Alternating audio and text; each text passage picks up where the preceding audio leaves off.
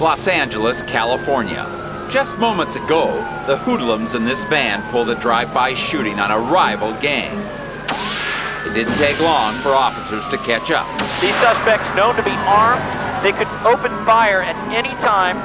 The law of the street says these gang members are supposed to form an unbreakable brotherhood, but with police on their tail, it's a different story.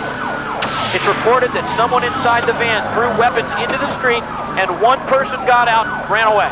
The driver, who was so bold before officers arrived, now wants out. So does his friend. Oh, someone else slid into the driver's seat. He pulls out and the suspect goes flying from the side doors. The new wheelman just wants to save his own neck, even if it means endangering his comrades. And the driver just took off and left him behind.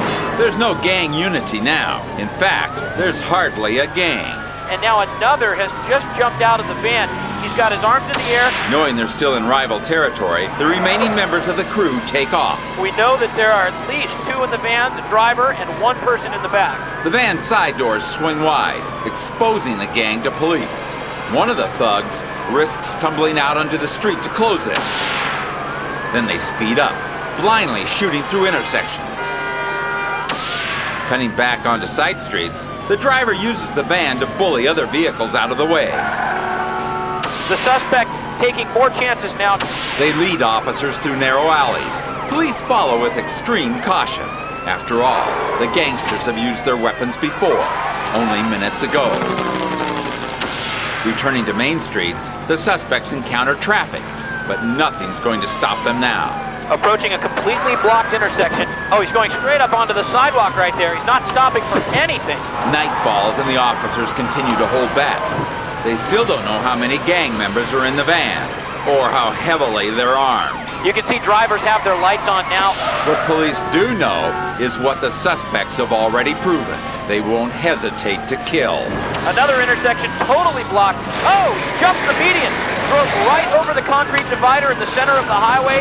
Now he's going back the other way. Still, the officers know they have to take action before these renegades can get back to their own turf and ditch the van.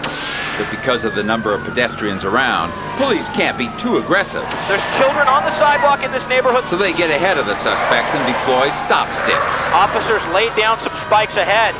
Other units follow and wait for the men to roll over their trap. The spike strip has had an effect. Fighting for control of the crippled vehicle, the driver tries to make a hard right. He comes within inches of hitting another car. Police think it's over, but the suspect has gone too far to stop now. He wrestles with the steering wheel, trying desperately to keep the van on the street. That tire is nothing but tatters now. But the vehicle's bare rims win the fight.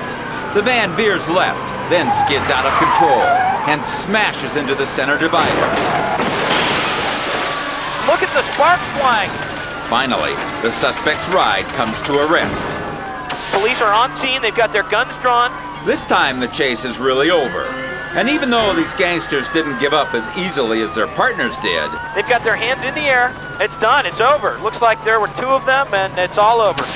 They'll all end up in the same place. When the day began, these guys were a gang. These suspects known to be armed, they could open fire at any time. By late afternoon, oh, someone else slid into the driver's seat. It was every man for himself.